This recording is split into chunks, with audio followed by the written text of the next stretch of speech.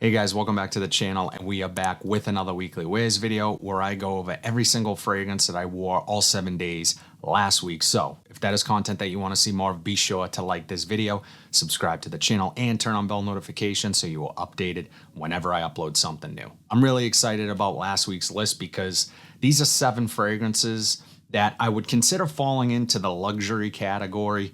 They're a little more expensive. There's a few niche on here that don't get talked about enough. These are ones that, in my opinion, they're some of my favorite fragrances in my collection. I just wish they got a little more love. So let's jump into it, starting with Sunday. Now, believe it or not, luxury and niche don't necessarily go hand in hand with rack stores. There are a couple on this list that I picked up at the rack store, this being one of them. Scent we are talking about is Amber Teutonic from ds&durga. And guys, this scent, man, this stuff is just absolutely gorgeous. It's this sappy, green, earthy, piney, woody, just incredibly authentic smelling green fragrance. It reminds me of being out in the woods, camping, that type of thing. Very resinous, kind of fills a room, dense, thick, syrupy, but what I love about this one is with all that going on, all those heavier notes, the aromatics are still there. They still come through. It's transportive in a way. I used to go camping all the time as a kid, and this type of scent kind of reminds me of that. And I like that about it. Really great projection, really great longevity. I know this company, I want to say it's a New York company that just recently sold actually. So whether or not they start changing up their fragrances remains to be seen, but I know a few of you guys have discussed other fragrances from this house, ds&durga, like Bone Maker. So I am curious about this house because this is just a stunning fragrance. This is art in a bottle. Amber Teutonic from ds&durga. This next one falls into that category of not getting enough love. Scent we are talking about is Inconfessible from Will Germain. And this was perfumed by Rodrigo Flores Rue. He's one of my favorite perfumers, just incredible work. You probably know a lot of his fragrances from the John Barbados line. He did most of them. And oh man, this stuff in the air, guys, just beautiful spice. He wanted to sort of play on the idea of utilizing allspice as his sort of inspiration for this fragrance. So pepper, nutmeg, I believe there's cardamom in here, and it is spicy, but it works so well together. There's an ambery note here. Every time I spray this, I'm in a good mood. I'm like, wow, this is just, I love this stuff. And I probably don't reach for it enough. I have so many fragrances. I like to mix things up. It is an eau de parfum concentration. I get pretty good longevity from this. It's nothing crazy, but it's so natural smelling and authentic that it's one of the reasons why I could care less about performance. Truly, it's that beautiful of a fragrance. There's a ginger note in here that really adds this little punch. It does have a clean feel to it, almost a little bit soapy, which I think really rounds out the scent, makes this really well balanced. Another gem from Rodrigo Flores Rue. And I had never heard of this brand until I had tried this one, and I'm passing it on to you guys. Absolutely incredible. Inconfessible from Will Germain. This next one was a gift from my wife and kids, and it's pretty cool because if you see it, scent we're talking about is Thé Noir 29, and you can see that it was purchased at Saks in Boston. And I want to say this was a Father's Day gift. So you can customize Le Labo's bottles when you buy them from a valid distributor. And this stuff, guys, wow. Definitely one of my best performers of anything in my collection. This thing is an absolute beast.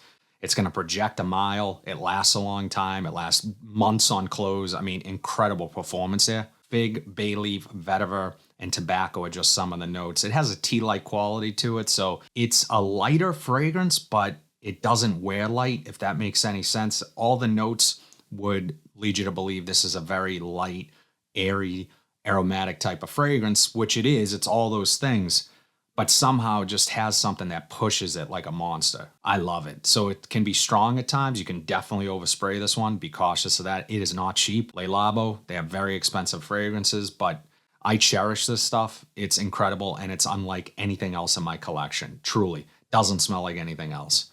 Thé Noir 29. This next scent needs zero introduction. It's one of the more talked about fragrances on my channel, but I don't see anybody else talking about it. Underappreciated. Scent we are talking about is Creed Himalaya.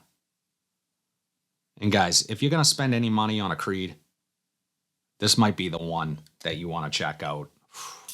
You want to talk about transportive fragrances. This thing evokes cool, fresh air, mountaintop air, maybe some green trees, piney, low valley of green with just this absolutely stunning fragrance. It is one of my favorites without question in the top 10. It has this metallic 90s feel to it while being really authentic smelling. So it doesn't smell like you just walked into a Macy's, but there's some remnants there of a fragrance from the 90s. Think Tommy Hilfiger and those types of scents.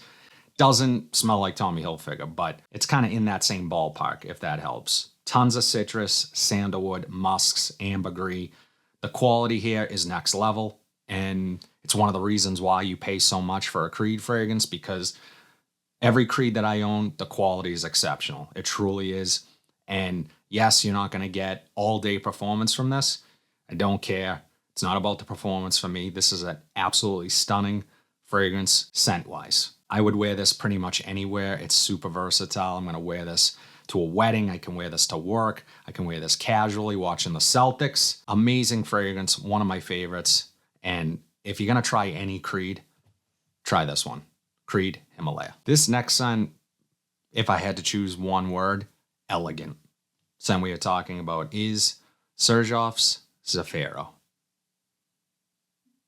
And this is, wow, just a beautiful fragrance that is not going to be for everyone. This can be polarizing. My wife wasn't crazy about this one when she smelled it. It reminded her of the Red Hot candy, those spicy cinnamon sweet candies that you probably ate growing up. And this has a Davana note and a white wine note. And it is floral, but it's not overly floral. It definitely has more heavy leaning spice and woods to my nose, so that cinnamon really stands out here. There's also cardamom, incense, and honey, which is sort of a staple of this series of fragrances from Xerjoff. It's just a beautiful scent. This is unisex.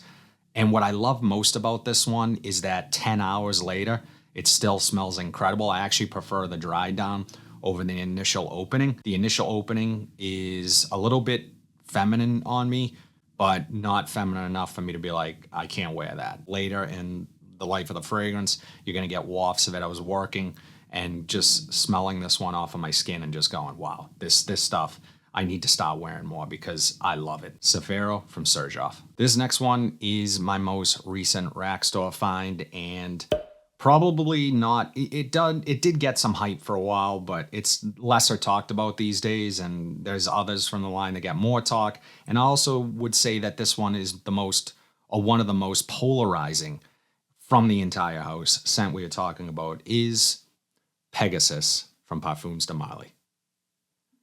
And this is a creamy almond, slightly floral, just powdery beauty. Definitely not going to be for everyone. It does have a subtlety to it while being a little bit metallic. I think that combination of the creamy almond and those metallic notes, again, aren't going to be for everyone. It's one of the reasons I like it, is because it is different. It's unique. It doesn't smell like anything else. Some people on the video that I did when I picked this up compared it to a fragrance from Dior, Poison, I believe. And I had smelled that fragrance a few times. That is way more feminine overall. This one gets more masculine as it dries down.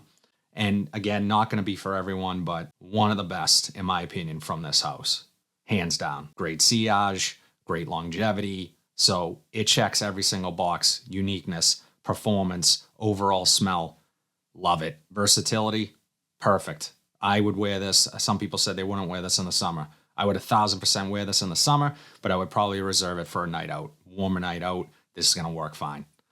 Absolutely love this stuff. Parfums Spot, Pegasus. Now, you want to talk underrated. This one is underrated and probably the most affordable on this list. Scent we are talking about is Nishane's Karagaz.